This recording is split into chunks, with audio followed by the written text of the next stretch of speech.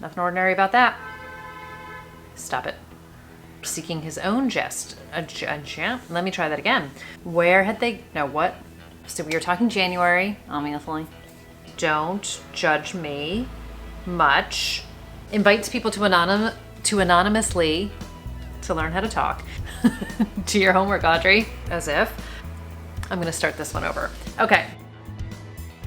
Hi everybody, it's Audrey and welcome back to Chapter and Converse and welcome to a new release video, January 2025, our first of 2025, because it's January, and there are so many books. It's like over 20 books. I just like stopped counting. So we're gonna dive right in, get a drink, get something to take some notes with. I am overwhelmed with the goodness that is coming our way. Okay, out of the gate, the first book I have is The Note by Alafair Burke. This is my first official pre-order of 2025. I bought this a few months ago. I'm in love with this cover. If you guys have been here for half a beat, you know I am also obsessed with Alafair Burke. I have read almost everything she's written, and I'm super excited for this one. This is a standalone book. It takes place on the Hamptons, and it is a group of friends on a vacation that goes horribly wrong, which is basically all I need to know. But if you guys want to know a little bit more, this is kind of the tagline says, it was meant to be a harmless prank. So we have three friends with a long, complicated history, which is kind of my favorite kind. And May was always the good girl, well-behaved, top of her class, a compulsive rule follower. Raised by a first-generation Chinese single mother with high expectations, May didn't have room to slip up, let alone fall. Her friends didn't call her the little sheriff for nothing.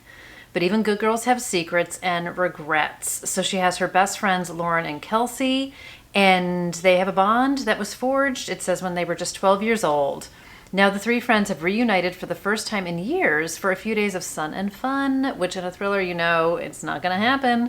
But a chance encounter with a pair of strangers leads to a drunken prank that goes horribly awry. When she finds herself in the center of an urgent police investigation, she starts to wonder if her friends are keeping secrets from her, testing the limits of her loyalty to lifelong friends. What had they done? I'm so excited for this. I will definitely be devouring this on the sooner side. I love everything that she does. I'm a huge fan of her police investigation series, but she also has like a huge smattering of standalones. So if you haven't already dove into Alafair Burke, I highly recommend her. Here's a great place to start. Let's see if Audrey cannot talk a ton about every single book. But if I don't, then how are you guys going to know what they're about, right? The next book I have is a nonfiction book, and this is You'll Never Believe Me, A Life of Lies, Second Tries, and Things I Should Only Tell My Therapist by Carrie Farrell. I have the audiobook arc of this, and I'm going to be diving into it very soon. I mentioned this book a while ago when I saw that it was coming out, and I'm super excited for this. So Carrie was formerly known as the hipster grifter. If you guys have been around, I feel like New York for over a decade or so, you might be familiar with her. She had an SVU episode about her, and it's just like before Anna Delvey, before the Tinder swindler, there was Carrie Farrell. Adopted at a young age by a Mormon family in Utah, Carrie struggled with questions of self-worth and identity as one of the few Asian Americans in her insulated community, leading her to run with the bad crowd in an effort to fit in. Soon, stealing from superstores turned into picking up men and picking their pockets. And before she knew it, Carrie graduated from petty theft to Utah's most wanted list. Though Carrie was able to escape the Southwest, she couldn't outrun her new moniker, the hipster grifter.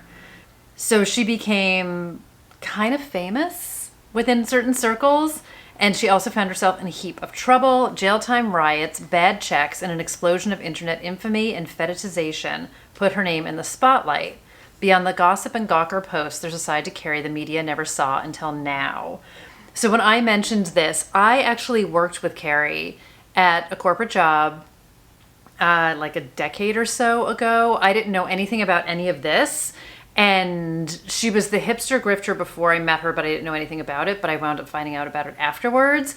But I'm just like real curious. We were like work colleagues. I had a great time with her. We had many happy hours together.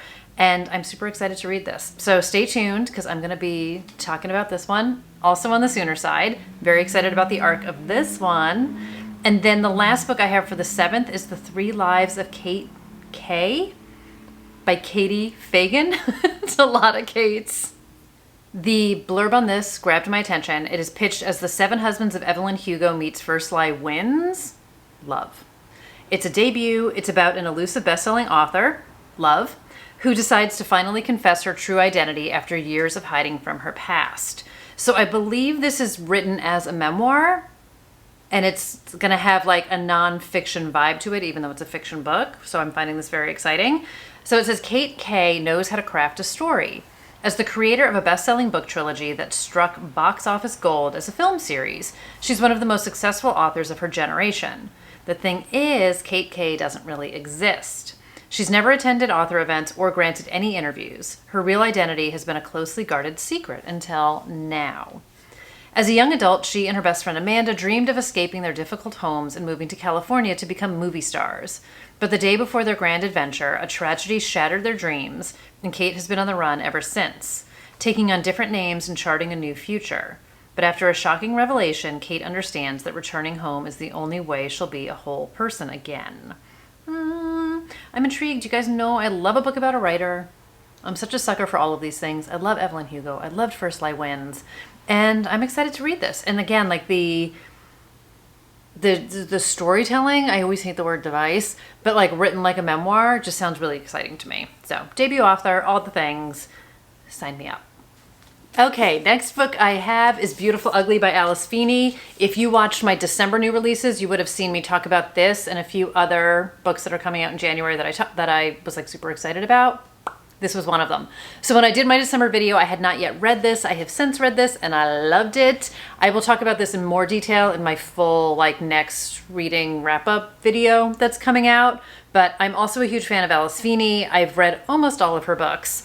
And this one is about a husband and wife. She does a lot of husband and wife books. But in the first chapter of this book, the wife kind of goes missing. And by kind of goes missing, I mean she totally goes missing. So Grady is on the phone with Abby. She is driving home to meet him. She sees something in the road. She gets out of her car. He's like, don't do it, don't do it, don't do it. Just drive home. And then the phone goes dead. He goes out to look for her. He finds the car. He finds the door open. He finds like her purse in the car, but no sign of Abby. And then we fast forward 1 year and he is a now struggling writer. He had just hit the bestseller list. Has not been able to do much of anything for the year after Abby disappeared. And his agent is like, go to this cabin on this island in Scotland that used to belong to a writer friend of mine and like, go write your book. Go get it together, go write your book. And he does. And no sooner does he get there that he starts to see his wife. And that's when things really get kind of fun. So this is like this weird, quirky little town, this island of people. And it's Grady just trying to figure out what the heck is going on, what happened that night. We get multiple POVs, and I just absolutely loved it. Alice Feeney will forever just tickle me, and there is something in this book that just totally tickled me, and I loved it. I had such a fun time with it. I read it super compulsively. There's lots of tabs and fun things, and I think you should definitely check it all the way out when it comes out. Oops. Or you could have gotten it at Book of the Month. Thank you again, Book of the Month, for gifting me that book. Okay, next up, I have Megan Collins, and this is Cross My Heart. I did touch on this book, I believe, in my December sneak peek video. So on this one we have, she has his dead wife's heart. The one she wants is his. I am really behind on a Megan Collins book. She's right here, The Family Plot. I've heard great things about it. I need to get my reading game together. So it says she brings her signature prose to a twisty novel about a heart transplant patient who becomes romantically obsessed with her donor's husband. So Rosie Loughlin wants nothing more than to find the one. A year after she was dumped in her wedding dress, she's working at her parents' bridal salon, anxious for a happy ending that can't come soon enough. She gets her life-saving heart transplant. She knows health is precious and precarious, and she suspects her heart donor is Daphne Thorne, the wife of a local celebrity author, Morgan Thorne, another author book. She begins to message him via an anonymous service called Donor Connect, ostensibly to learn more about Daphne. But Rosie has a secret. She's convinced that now that she has his wife's heart, she and Morgan are meant to be together. And the more she gets to know the husband of her heart donor, she starts to find some disturbing secrets and some rumors, and is starting to be concerned about the man she is falling for. So is her heart going to get broken, or is something worse going to happen?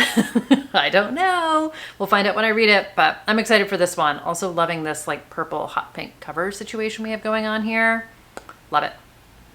Next up, we have Presumed Guilty by Scott Turow. So this is the third book in the Presumed Innocent series. Also touched on this one. I still need to do my Presumed Innocent reread, which is just something I want to do and haven't gotten there yet.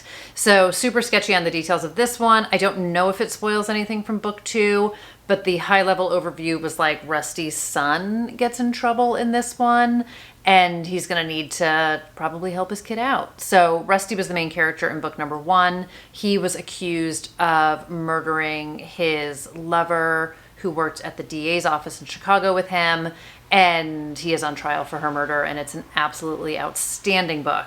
I read it forever ago, watched the Jake Gyllenhaal show, want to reread the book, want to go back to Harrison Ford. If you've been here, you're like, shut up, Audrey, we already know that. So anyway, book number 3 in Presumed Innocent series is coming out. There you go. Okay, something new, not part of a series. Dive on in. Water's fine.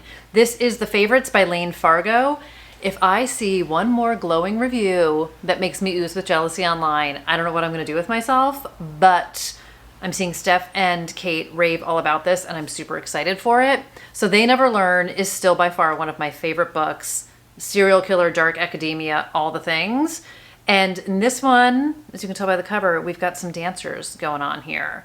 So it says, to the world, they were a scandal, to each other, an obsession. An epic love story set in the sparkling, savage sphere of elite figure skating, not dancers. Do your homework, Audrey. The elite figure skating about a woman determined to carve her own path on and off the ice. If I looked closer, I would see the skate on her foot. Okay. She might not have a famous name, funding, or her family's support, but Katerina Shaw has always known that she was destined to become an Olympic skater. When she meets Heath Roca, a lonely kid stuck in the foster care system, their instant connection makes them a formidable duo on the ice. Clinging to skating and each other to escape their turbulent lives, Kat and Heath go from childhood sweethearts to champion ice dancers, captivating the world with their scorching chemistry, rebellious style, and roller coaster relationship. Until a shocking incident at the Olympic Games brings their partnership to a sudden end.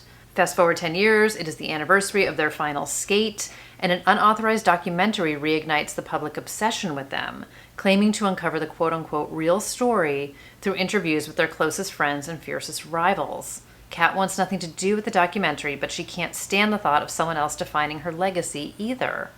So after a decade of silence, she's telling her story, from the childhood tragedies that created her all-consuming bond with Heath to the clash of desires that tore them apart. Sensational rumors have haunted their every step for years, but the truth may be even more shocking than the headlines. So it is inspired by Wuthering Heights, which I cannot say I have huge familiarity with. It's giving me a soft echo of Carrie Soto in some ways. It's kind of giving me soft echoes of Taylor Jenkins Reid. Why did it take me a minute to think of her name? But I'm really excited about this. And like I said, I have heard nothing but amazing reviews. I know it's early days, but it has a 4.47 on Goodreads. It hasn't even come out yet. So all the ARC readers are flocking. I'm excited. I am so excited. When I told you guys I was overwhelmed, that was not an understatement. Okay, next up. We have What Happened to the McCraes by Tracy Lang. So she wrote We Are the Brennans, which is another one of my books that I absolutely loved. So I'm very excited to read a new one from her. She is taking this story out of Westchester, which is where her first 2 books were written, Westchester, New York, which I talked about being super excited about. And in this one, we are going upstate to Potsdam, New York. So we have Kyle McCrae gets word his father has suffered a debilitating stroke, and he returns to his hometown where he doesn't expect a warm welcome. Reluctant return home, love it. Kyle left suddenly 2.5 years ago, abandoning people who depended on his father, his employees, his friends, not to mention Casey, his wife of 16 years and a beloved teacher in town. He plans to lie low and help his dad recuperate until he can leave again, especially after Casey makes it clear that she wants him long gone. Don't blame you, girl. The longer he's home, the more Kyle understands the impact his departure has had on the people he left behind. When he's presented with an opportunity for redemption as the coach of the floundering middle school hockey team, he begins to find compassion in unexpected places. Kyle even considers staying in Potsdam, but Potsdam. I feel like I'm saying it wrong. It's like a Worcester situation. I feel like I'm saying it wrong. In Potsdam. But that's only because if he and Casey can come, but that's only possible if he and Casey can come to some kind of peace with each other. So full of love and hope, failed marriage, two people who must confront their pain. I expect a lot of family in this. It's giving me like a very soft echo of Beartown. I get pulled into books because there's something in them that reminds me of something else, / I love the author. So also very excited about this one. Also, not gonna lie, this yellow house on the cover is giving me a very soft echo of the first house I lived in, which I have zero memory of because I was this big, but have obviously seen all the pictures. So it's just reminding me of that. It's just giving me the warm and fuzzies for all the reasons. And I love her writing. If you haven't read We Are the Brennans, I can't recommend it enough. I just loved that book. So I am excited for this one. I also have an arc of this one. This is also a very spoil Audrey Rotten kind of a month coming at you. So a lot of e-arcs that I am very grateful for. And that's one of them. Okay. Next up is another book that I have an e-arc of that I've been hearing great things about. This is The Lost House by Melissa Larson. I actually just saw somebody post about this. I want to say it was Steph. And it was on her stories. And it was like, if anyone has an arc of this and read it, like DM me immediately. And I haven't started it yet, but I'm like, why? Why? What do you need to talk about? What's going on in this book? It's making me want to read it even more. So let me pull up the page on what it's all about. It's set in Iceland. Get it together. The Lost House. This looks perfect for winter in my neck of the woods. This is going to be a good one. Okay, so we have a young woman with a haunted past, done, returns to her ancestral home, done, in Iceland to investigate a gruesome murder in her family, done. I mean, the buzzwords and the boxes that are ticked from this list is fantastic.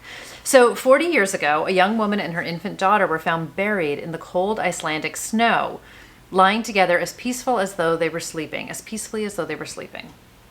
Except the mother's throat had been slashed and the infant drowned. Case was never solved. There were no arrests, no conviction. Just a suspicion turned into the husband did it. When he took his son and fled halfway across the world to California, it was proof enough of his guilt. So now nearly half a century later, and a year after his death, his granddaughter Agnes is ready to clear her grandfather's name once and for all. Still recovering from his death and a devastating injury, Agnes wants nothing more than an excuse to escape the shambles of her once stable life, which is why she readily accepts true crime expert Nora Carver's invitation to be interviewed for her popular podcast. Love. Agnes packs a bag and hops on a last-minute flight to the remote town of Bifrost, Iceland? You know I'm not saying that right. Where Nora is staying, where Agnes's father grew up, and where supposedly her grandfather slaughtered his wife and infant daughter. Supposedly? Anyone? Is it mere coincidence that a local girl goes missing the very same weekend Agnes arrives? Don't make a friends reference in the middle of like a Nordic noir book. Is it merely coincidence that a local girl goes missing the very same weekend Agnes arrives? Say, I don't know. Suddenly, Agnes and Nora's investigation is turned upside down. Everyone in the small town is once again a suspect. Seeking to unearth old and new truths alike, Agnes finds herself drawn into a web of secrets that threaten the redemption she is hellbent on delivering, and even her life. Discovering how far a person will go to protect their family, their safety, and their secrets. This is making me want to read it immediately. I am trying to end 2024 on a backlist book. Not that I have to, it doesn't really matter. Dang it. All right, stay tuned. Stay tuned for this one. I'm super excited about it. It's also the Crime by the Box book for January, which I talked about in my, can I gift myself Crime by the Box? I think I might. All right. That's a Murder by the Book, in case anybody missed my holiday video. Anyway, moving on. Clever Little Things by Helena Etchlin. There's a wonderful mix of new to me authors, which I'm very excited about. Okay, we have a taut, powerful psychological thriller following a mother who must confront a sudden and terrifying change in her daughter after the abrupt death of the babysitter. I kind of instantly was thinking Audrey Audrain, narcissist, Ashley Audrain, The Push. Anything with like a weird kid situation, I think of The Push. So we have Charlotte's daughter Stella is sensitive and brilliant, perhaps even a genius, but a recent change in her behavior has alarmed her mother. Following the sudden death of Stella's babysitter, Blanca, the once disruptive and antisocial child has become docile and agreeable. But what's unsettling is that she has begun to mirror Blanca's personality. From her repetitive phrases to her accent to her fierce cravings for Armenian meat stew after being raised a vegetarian. This also reminded me of that Ruth Ware book where she's the nanny. What the heck is it called?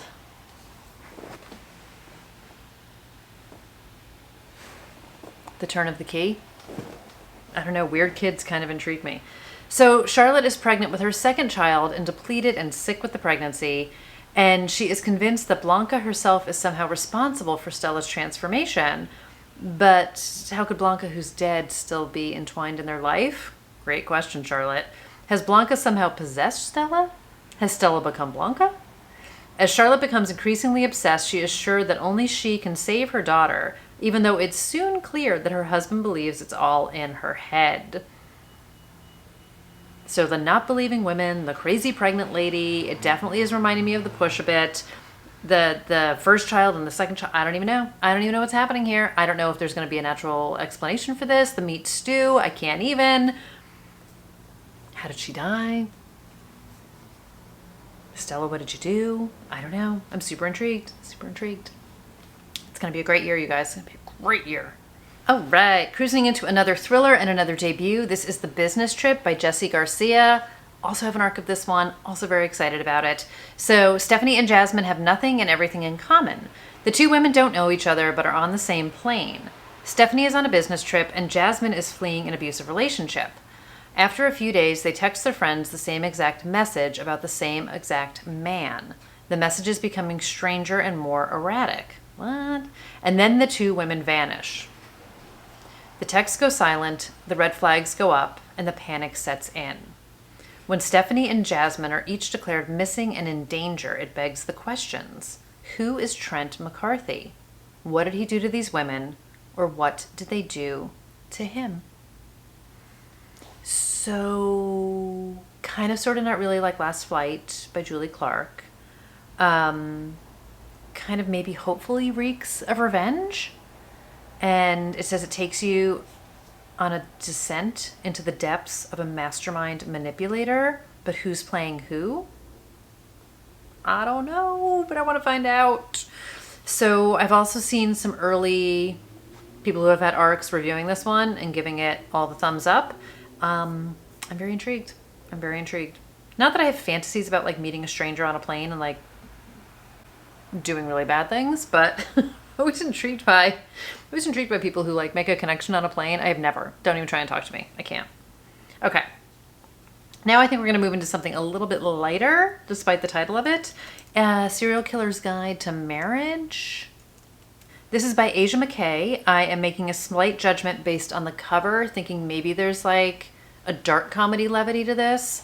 So it says the couple that kills together stays together. So Kind of My Lovely Wife by Samantha Downing, one of my favorite books of all time. Hazel and Fox are an ordinary married couple with a baby. Nothing ordinary about that. Stop it. The impatience is unreal. Okay, Hazel and Fox are an ordinary married couple with a baby, except for one small thing. They're ex-serial killers. So they're out of the biz. They had it all. An enviable London lifestyle, 5-star travels, and plenty of bad men to kill. Not many power couples know how to get away with murder, Mr. and Mrs. Smith. Then Hazel fell pregnant and they gave it all up for life in the suburbs, dinner parties instead of body disposal. But recently Hazel has started to feel that itch again. When she kills someone behind Fox's back and brings the police to their door, she must do anything she can to protect her family. This could save their marriage unless it kills them first. I love that she's like, I need to fix Fox, and she went and murdered someone and didn't tell him about it. So I do think this is going to have some very good dark humor to it. I'm banking on it. I'm just here for it. I think it's going to be a good time. The next book is The Inheritance, and this is by Trisha Saklicka. I talked about this in the December video also. If I'm not pronouncing that right, shame on me. So this is masterful, gripping, and unpredictable, according to Sophie Hannah. Give it to me, Sophie. So this is the family reunion where it says most reunions end in tears. This one will end in murder. Sign me up. Sign me up. Meet the Argywalls, who've gathered on a private luxury island off the west coast of Scotland for a much anticipated family. There's 1,000% a word missing from this summary. So let me try that again and add the right words in. Okay, meet the Argywalls, who have gathered on a private luxury island off the coast of Scotland for a much anticipated family reunion. The patriarch and business tycoon is about to announce to his wife and 3 surviving children the succession plan for his billion-dollar Delhi-based company. So the matriarch and protector is ready to have her husband to herself after years of sacrifice to the family business. So Myra is the golden child, owner of the island, and host of the reunion, is unbeknownst to her family on the brink of bankruptcy. Womp womp. Asim, the son and supposed heir, is torn between his love for his wife and his duty to his family. And Asha, the youngest, is a party girl whose antics are legendary and can't pass up the opportunity. Words. Can't pass up the opportunity to wreak a little bit of havoc. And then there's Zoe, Asim's wife. She is the outsider whose #InstaPerfect life is built on a foundation of lies. Everybody's got secrets they would die to protect. Who will survive this high-stakes reunion and who will become a victim of their own greed? Bring together the miserable family who somebody's going to murder somebody. So a little bit death in the family with that horrible, fantastic, wonderful family, like horrible in all the best ways, rich people behaving badly. I love it. And I'm here to see what happens. See what happens on this reunion. Then we're going to take a slight dip into something a little bit lighter, a mystery romance. This is She Doesn't Have a Clue by Jenny Elder Moak. And it says a colorful cast of characters and a cellar full of wine. Anything can happen. From murder to a second chance at love. Here we go. A high-end wedding on a private island off the coast of Seattle sounds like something out of a magazine. But for best-selling mystery author Kate Valentine, it's more like a nightmare. Oh, you know what's a nightmare? Kicking the tripod, Audrey. Okay. Why Kate agreed to attend her ex-fiance's wedding, oof, is its own enigma. I mean, I've made some bad choices also when it comes to attending events. But she'll plaster on a fake smile for 2 nights with the aid of free champagne, naturally. And because the groom happens to be her editor, even worse, she'll try to finish a draft of her latest Loretta Starling mystery as a wedding gift. But when the bride is poisoned... When the bride is poisoned and Kate stumbles across a dead body, she finds herself in a real-life mystery that eerily echoes the plot of her latest novel. So a little bit of... like every time I go on vacation, somebody dies, which I loved. Kind of a Finley hijinks to it. I love a mystery novelist who finds herself in like a J.B. Fletcher situation where somebody's dead and you got to figure out what's going on. So the only person who seems to be willing to help Kate catch the killer is Jake Hawkins.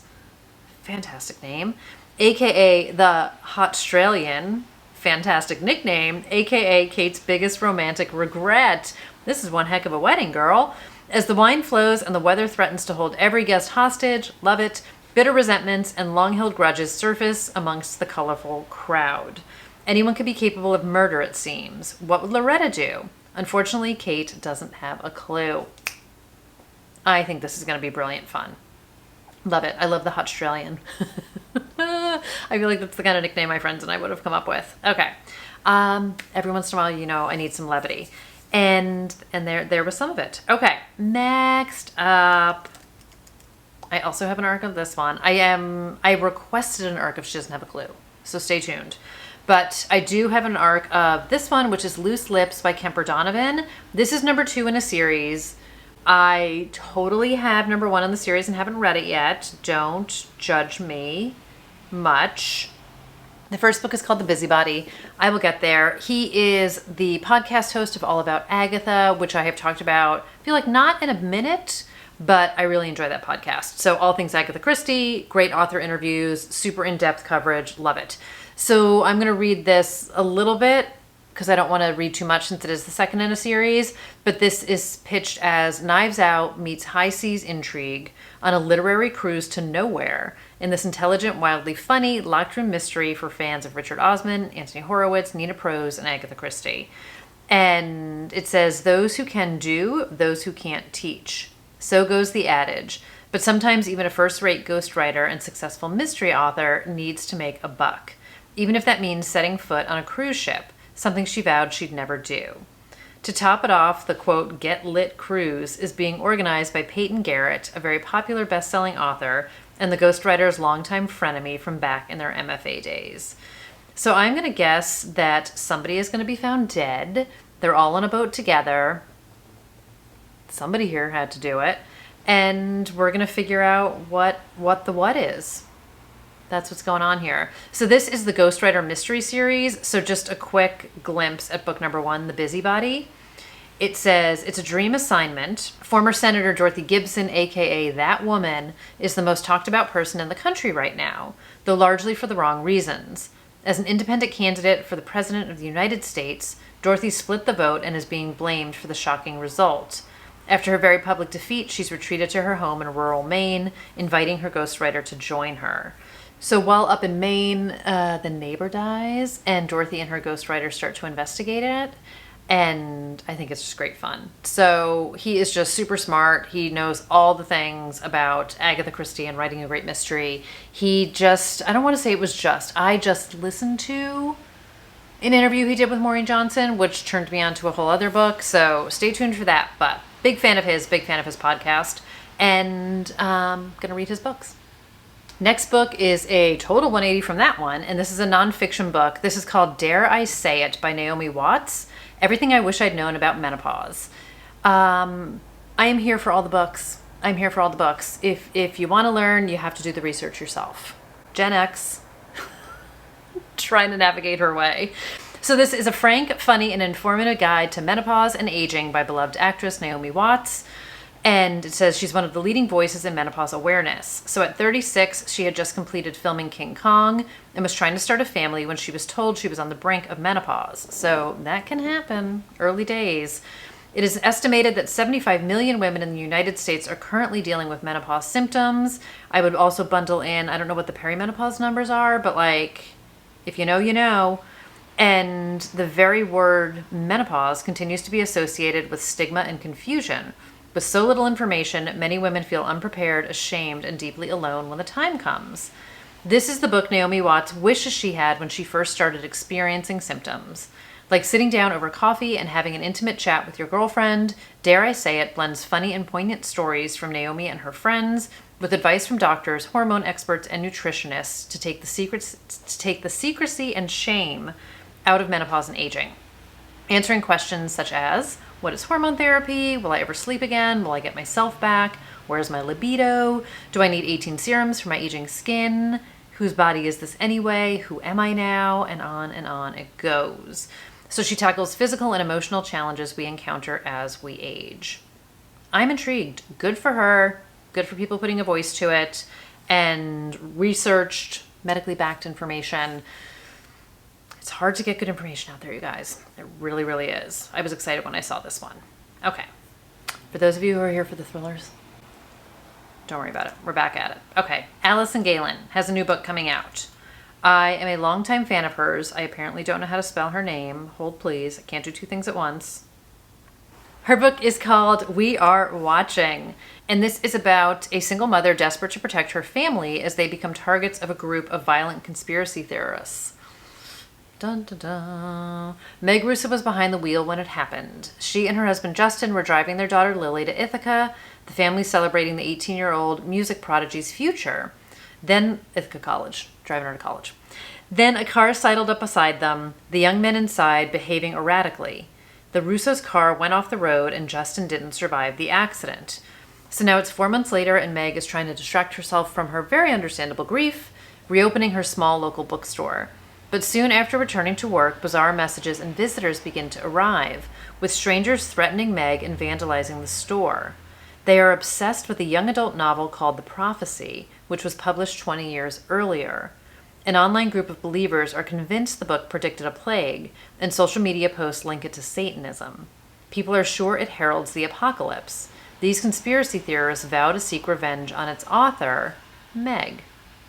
As the threats turn more violent, Meg begins to suspect that Justin's death may not have been an accident. To find answers to save herself and Lily, she must get to the root of the lies fueling these people to come after them and find a way to face them head on. So I feel like that was like a whole lot of a lot. And the first review that pops up says, I'm not quite sure what I read here. It's certainly original and twisted thriller, but there's nothing like it out there, and gave it 4 stars. So this definitely sounds like, I don't know. I mean, the conspiracy theory, I feel like all bets are off. This feels slightly different than some of her older books, but I'm super curious. I have not yet read her latest book, The Collective. I have read a lot of her earlier books, but I'm a huge fan of her writing. I think she's fantastic. And like Never Look Back was great. If I Die Tonight was great. What Remains of Me was great. I just really enjoy her as a writer. So I'm excited to get back into some of her newer stuff. The next book I have, I'm also super excited about. I'm hearing great pre-buzz. This is Tell Me What You Did by Carter Wilson. He wrote Mr. Tender's Girls, which I read. I almost said which I wrote, as if. He also has a fantastic writer's podcast. He's written a bunch of books, but this one has had a lot of, I feel like, pre-buzz, and caught my eye, this cover, and here we go. She gets people to confess their crimes for a living. He knows she's hiding a terrible secret. It's time for the truth to come out. So Poe Webb, host of a popular true crime podcast, invites people to anonymously, to learn how to talk. She invites people to anonymously confess crimes they've committed to her audience. She can't guarantee the police won't come after her guests, but her show grants simultaneous anonymity and instant fame, a potent combination that's proven difficult to resist. After an episode recording, Poe usually erases both criminal and crime from her mind. But when a strange and oddly familiar man appears on her show, Poe is forced to take a second look, not only because he claims to be her mother's murderer from years ago, but because Poe knows something no one else does. Her mother's murderer is dead. Poe killed him. What? Oh my God, I'm so excited!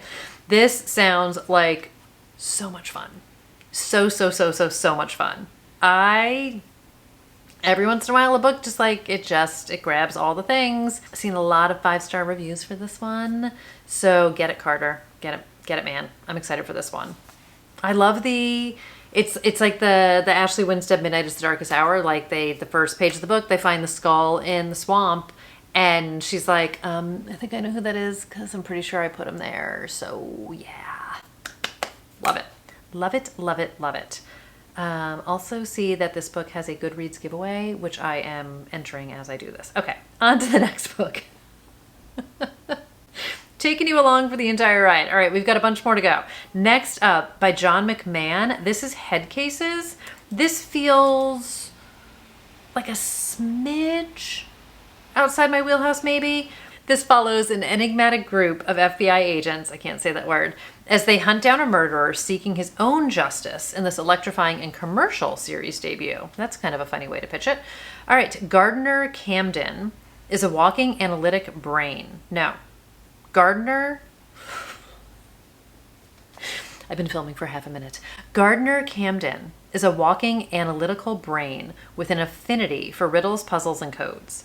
It makes him the perfect fit for the Patterns and Recognition Unit of the FBI, a team of 5 brilliant but misfit agents tasked with solving cold cases. Gardner's smart, but he's all business. Except for his 7-year-old daughter and occasional visits with his elderly mother, he prioritizes his work and justice over everything else, no matter the cost. So with rumors of Patterns and Recognition, aka PAR, about to be disbanded, the team can't afford to make any mistakes. So then we have a serial killer from one of Gardner's solved cases, presumed to be dead for over a decade, is found murdered. So found him. And then soon after, another body with a similar story. The mastermind murderer has left clues and riddles for Gardner and his team. So they must work to solve them before it's too late and before PAR dissolves. So I feel like I said, like a smidge outside my wheelhouse, but also really, really caught my attention. So on the list. I feel like there's a little bit of like conspiracy theory kind of stuff going on here. So let's get back into my wheelhouse. This is called The Weekend Guess. This is by Liza North. I'm pretty sure this was compared to Lucy Foley, and I was like, and we're done. Here we go. Another author I need to read to zero. So yes, so we have chilling atmospheric mysteries, 5 old friends, and 1 reunion to die for. Magic words. After years apart, old college friends Aline, Sienna, Rob, Michael, and Brandon reunite in idyllic Dorset for a weekend at Aline's beautiful house perched on a cliff above the sea. It should be the perfect chance to relax, rekindle friendships, meet each other's partners, and there's a sitter to watch the kids. What most of the guests didn't know, however, is that Aline has called them all together for a reason. Of course she has. Someone has threatened to expose the dark crime they committed at university. Love it.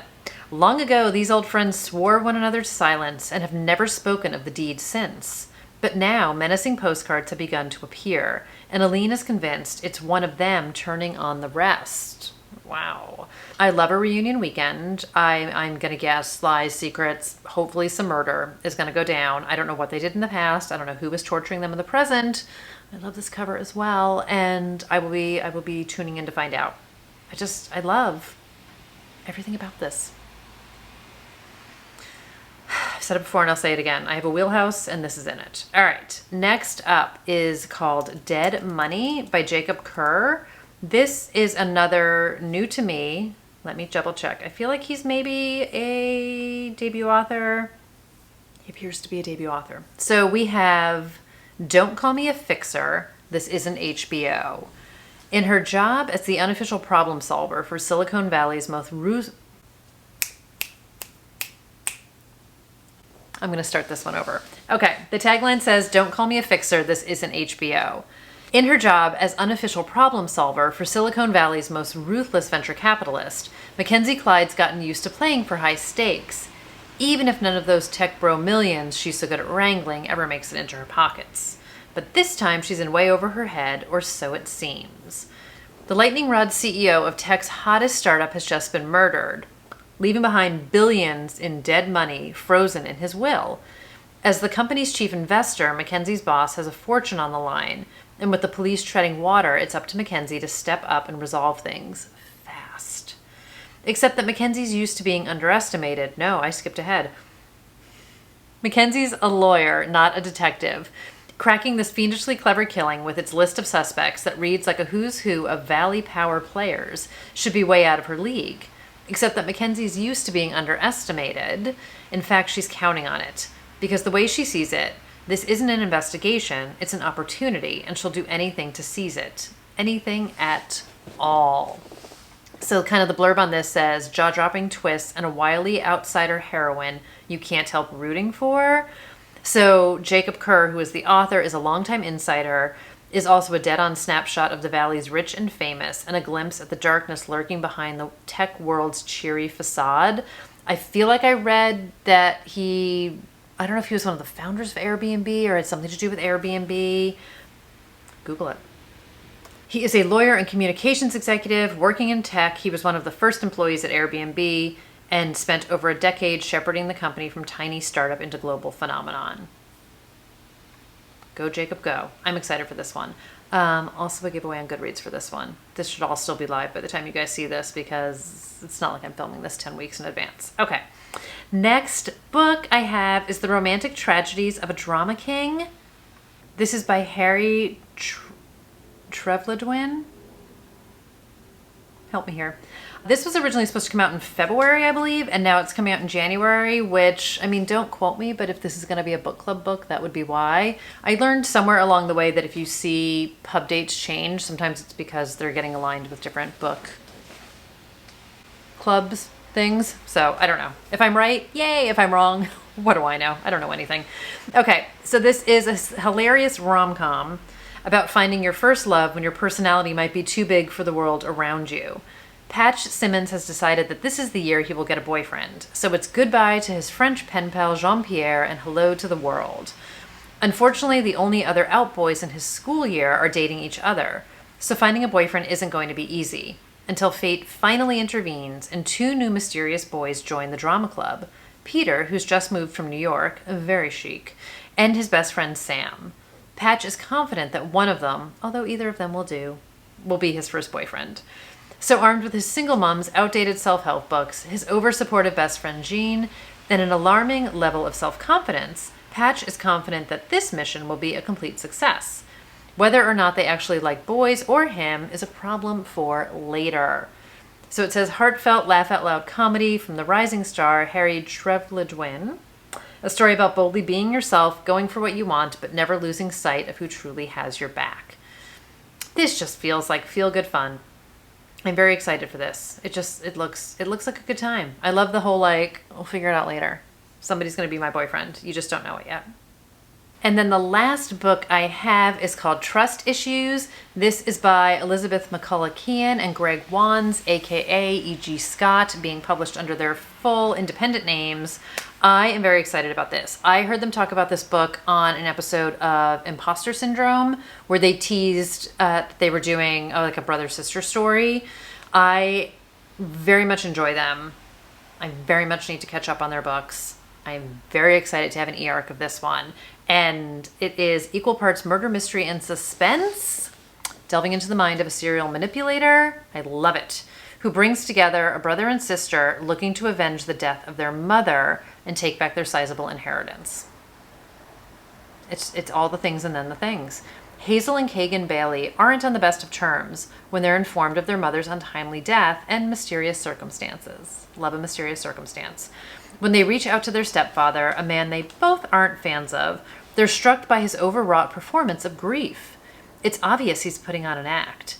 To make matters worse, he refuses to let the siblings get in touch with their mother's lawyer to see about the family money Hazel and Kagan so desperately need. Hazel is drowning in debt after being financially cut off, and Kagan never quite got his life together. His expensive habit isn't much help. I'm going to guess it's a habit. So the police seem to be more interested in interrogating the siblings instead of taking a closer look at the stepfather, whose airtight alibi has completely shielded him from any further suspicion. Frustrated and increasingly headed towards financial ruin, the siblings take things into their own hands by tracking down their stepfather's daughter, who he claimed tragically died years ago. Womp womp. Enter the stepsister.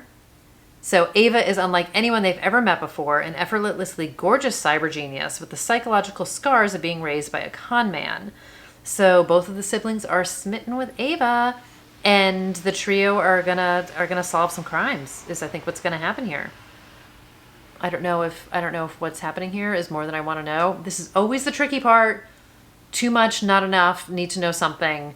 I'll leave you with that. But I'm very excited about this book. I'm very excited about this month. That is officially the last book I have on my list. You guys, that is a ton of books. I don't even know where to start. I'm going to try and prioritize a little bit by, I say this now and then come back in a few weeks and we can laugh. Try and prioritize by release date, and then we'll see what happens. But you know how the mood wind blows. Who knows what I'm going to read next. So that is what I have for you guys. I slogged, in the best way possible, through lists and lists of books. The sheer volume of books coming out in January is mind-blowing. Let me know, what did I miss? What are you most excited about? What on here are you like, yes, I've read it, get there first. Tell me all the things. Should I sign up for a book box? I mean, just give me the advice, just reinforce. Give me the answer that I'm looking for. And I will be back. So I have some recent reads that I need to catch you guys up on. So stay tuned for that. And I'm thinking of a number. No, I'm thinking of some stuff for next year. I've got to do all my year-end content. I don't do year-end content until the year is actually over, because you never know which book might make the list. I am a purist. January 1 to December 31. That's my time block. So stay tuned for some year-end content, all the things. And I hope everybody's doing great. I hope everyone is enjoying some holiday time, some time off from work, some relaxation, friends and family, with yourself, whatever it is that you guys want to be doing right now. Sending you all the holiday cheer, says the girl who put her tree up 3 days ago and is not putting ornaments on it because I can't be bothered. But it's got beautiful lights. So anyway, I'm going to leave you guys at that. Thank you so much for watching. If you made it this far, you are my people. You are my people. Thank you guys so much for being here, and I will see you in another video very soon. Take care, everybody. Bye.